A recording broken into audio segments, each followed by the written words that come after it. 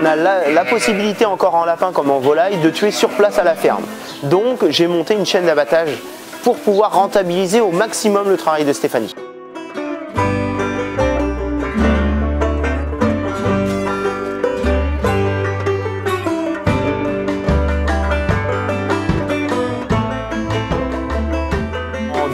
En 2013-2014, j'ai l'idée de vouloir développer la vente directe, donc je monte un magasin et une salle de découpe. Stéphanie revient sur l'exploitation l'année d'après et on arrête le premier bâtiment à lapin, on remonte un bâtiment à lapin avec l'abattoir. Ça a été compliqué pour la bonne et simple raison, c'est qu'on est arrivé à un moment où ils ne voulaient plus qu'on monte d'abattoir dans les fermes.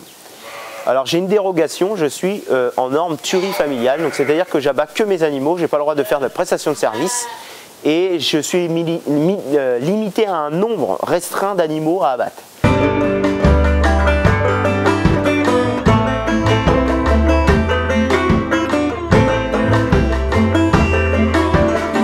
On se situe dans l'ancienne étape de la grand-mère à Christophe où elle a commencé elle à vendre ses produits laitiers.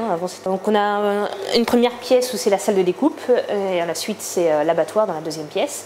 Et ici tous les vendredis on ouvre au public le magasin. Une grosse partie, 65-70% de vendus via le magasin et un marché par mois de producteurs qu'on a mis en route avec une vingtaine de producteurs. Et après il y a à peu près une 30% de la production qui est vendue via des revendeurs. Donc c'est des personnes qui transforment chez eux du porc, la volaille et qui achalandent leur vitrine avec quelques lapins en bout de vitrine ou des caissettes d'agneaux précommandées déjà par leurs clients.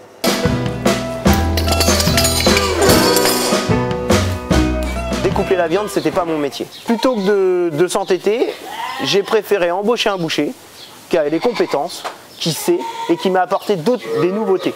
Il m'a apporté des nouveautés par sa façon de travailler et c'est quelqu'un que j'ai eu la chance de trouver qui est autonome, qui est capable de travailler tout seul, il a les clés de la maison, il vient quand il veut, il a son ordre de travail à faire toutes les semaines et il le fait bien. On avait des poitrines d'agneau, on ne savait pas quoi en faire, il m'a fait des merguez, il a le don de faire des merguez, c'est vachement bien. Donc du coup il a fallu qu'on trouve du bœuf, le bœuf il vient de chez un voisin qui est à 2 km. Donc on travaille en cercle fermé. Après on a fait un peu de charcuterie froide pour les lapins ou pour les agneaux. Ça nous a permis aussi grâce à lui de revenir avec de l'agneau et du lapin sur les tables de Noël. Ou alors on n'y foutait pas les pieds. Et donc aujourd'hui on fait des rôtis d'agneau au foie gras, des râpes de lapin farcis, on fait des couronnes d'agneau, des choses comme ça. Il n'y a que lui qui avait ce don pour faire ça. Et donc oui, il m'a amené de la plus-value. J'ai un salarié en plus, mais c'est un salarié qui rapporte tous les jours. Les viandes, c'est ici. Donc les viandes, même préparées, ça vient d'ici. Le mardi, on fait les lapins, et puis après on va pour à peu près une heure. Puis le jeudi, je finis mes heures, j'ai 5 heures à faire la semaine, donc je fais mes 5 heures, puis voilà. Vous voyez, on la coupe aujourd'hui, demain, ça peut attendre lundi pour être vendu, ça ne fera pas bouger. Vous mettez ça vous gardez des moutons dans un frigo dans les grandes surfaces d'aujourd'hui, ça ne tient pas.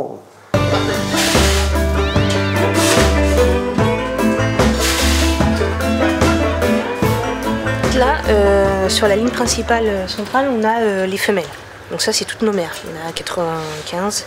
Et sur les extérieurs, c'est des cages d'engraissement. On a une dizaine de mâles qui sont positionnés devant les mères, là. On va faire en sorte de produire 50 lapins la semaine.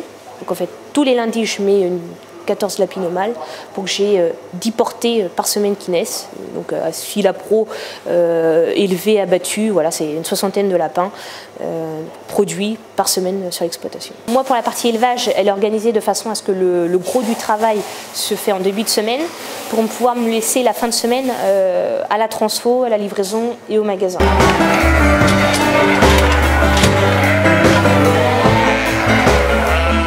On a une grosse période qui est de 1er décembre au 15 janvier, où il y a beaucoup de brebis qui mettent bas pour avoir des agneaux à partir de avril jusqu'à juin. Après, j'ai une autre partie de mes brebis qui mettent bas au mois de juin pour avoir des agneaux septembre.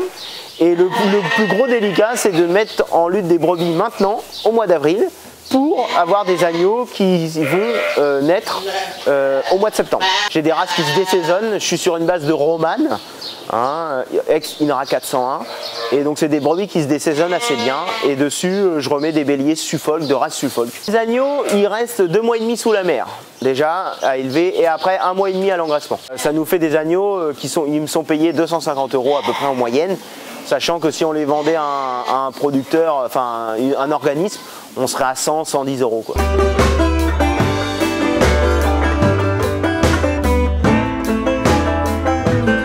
On fait à peu près 35 000 € de chiffre d'affaires en agneaux et en lapins, à quelque chose près c'est ça.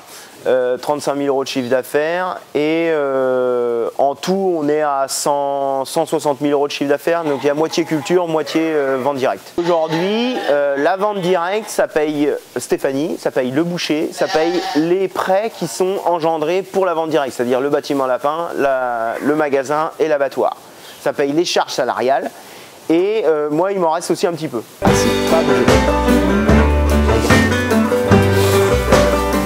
J'ai fait le tour sur la vente directe, c'est-à-dire que je vends déjà toute ma production, donc j'ai encore des choses à améliorer, mais je vends toute ma production. Et donc aujourd'hui, il a fallu que je diversifie les cultures. Et demain, je vais faire des lentilles, parce que ça, y a de la demande. Et donc je pourrais aussi en vendre une partie en vente directe à la ferme, avec, je pense, un système où les gens vont se servir eux-mêmes, un libre service en lentilles.